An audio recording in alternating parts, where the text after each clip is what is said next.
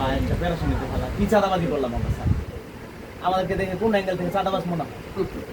আমরা মসজিদ বললাম 3 দিন মিলা জমা মসজিদ একটা দিয়ে দিতাম। আমার প্রশ্ন এই দিকটা ভিডিও স্যার একটু অনুমতি পত্র নিয়ে নেই, এই কথাগুলো আমার বিকৃতি হতে পারে স্যার, আমি এই জন্য চাচ্ছি যে আপনারাও করতে পারেন ভিডিও। আপনারা কই করেন ভিডিও যদি করেন এই ভিডিওগুলো থাকবে, আমি চাইতেছি যে ভিডিওগুলো কথাগুলো আমার কথাগুলো বিকৃতি হতে পারে স্যার। এখন আমার প্রশ্ন আপনি যে কথা বলছেন জি স্যার, ভিডিও করার কারণ হলো স্যার এই বিষয়গুলা আপনারা দেওয়ার পরে এই কথাগুলো বিকৃত হয়ে বিভিন্নভাবে আমরা আসছি এখানে আপনাদের সাথে সাক্ষাৎ করতে, এটা ওরা চায় না। আমরা আপনাদের সাথে সাক্ষাৎ করি, এটা ওরা পছন্দ করে। মানে স্যার আপনাদের সাথে আমরা সাক্ষাৎ করতে পারি না, আমরা সাক্ষাৎ করতে আসছি, এটাই দোষ। আসলে কিভাবে আচরণ করলে আপনারা কেন আসছেন? আমরা কি আসতে পারি না আপনাদের বিদ্যাপীঠে? আমরা কি আপনাদের পরিবেশ দেখতে পারি না? আপনাদের শিখতে পারি না আমরা? তো এটা আমাদের থেকে কেন এত দূরে রাখা? কি এত কারণ? এখানে কি এত জিনিস বাইরেছে, কি এমন শোনা?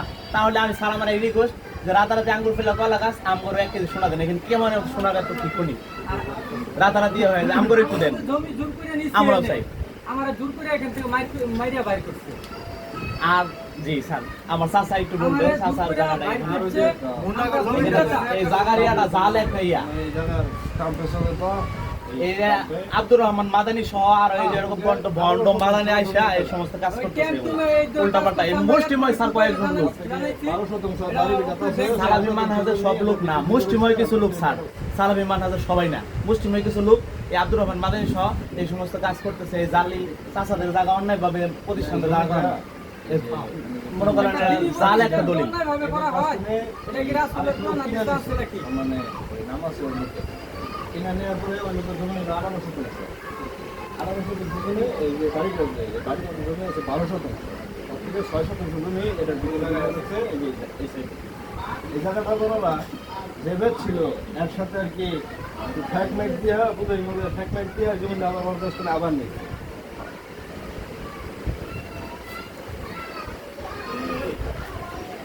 জমির যে বিষয়টা, এই যে জমিটা প্রতিষ্ঠান রয়েছে, এটা আমার বাবা একদম এই জমি এদিক দিয়া রেজিস্টার করা জমি। 1 মিনিট একদম বাজারে সর্বোচ্চ বাজারে মেন যে ওই জায়গায়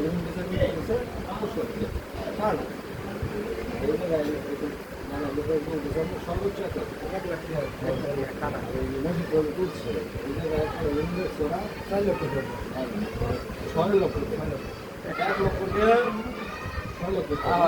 ওই জায়গাটা মূলত এই না, 6 লক্ষ টাকা দিয়ে একটা হাট জায়গা স্যার, 1 লাখ টাকা সর্বোচ্চ 1 লাখ টাকা একটা রুম আছে 6 লাখ টাকা দেখে কাটালে কাট বললাম বিষয় ওরা ওগুলো মাফ করে দিছে আবার সামনে যেখানে ফাইনাল ক্লাস স্যার এই এলাকায় খুবই আছে না স্যার, পুলিশ প্রত্যেকটা গ্রামে যাবে বস। কিন্তু আছে রাজাবাড়ি, আছে রসুল মাঝখানে কাঠালিয়া গ্রামের মধ্যে কোনো প্রাইমারি নেই। কাঠালিয়া যে গ্রামটা কোনো প্রাইমারি স্কুল নেই, কোনো বিদ্যাপীঠ নেই সরকারি, বেসরকারি এরকম কোনো প্রতিষ্ঠান স্যার। আমরা কয়েকবার গেছিলাম, আবেদন করছি, আমাদেরকে দেওয়া হয়নি, বিভিন্ন হয়তো কোনো কারণ আছে।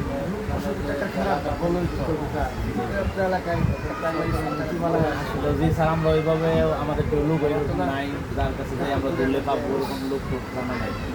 তো অন্যান্য গ্রামে থাকে, প্রত্যেক গ্রামে, কিন্তু আমাদের গ্রামে নেই।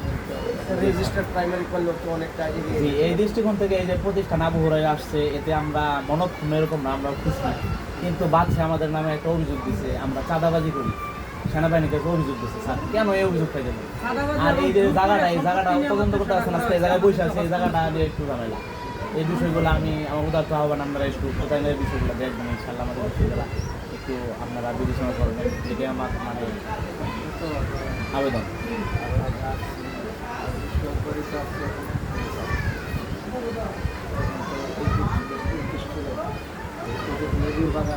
জি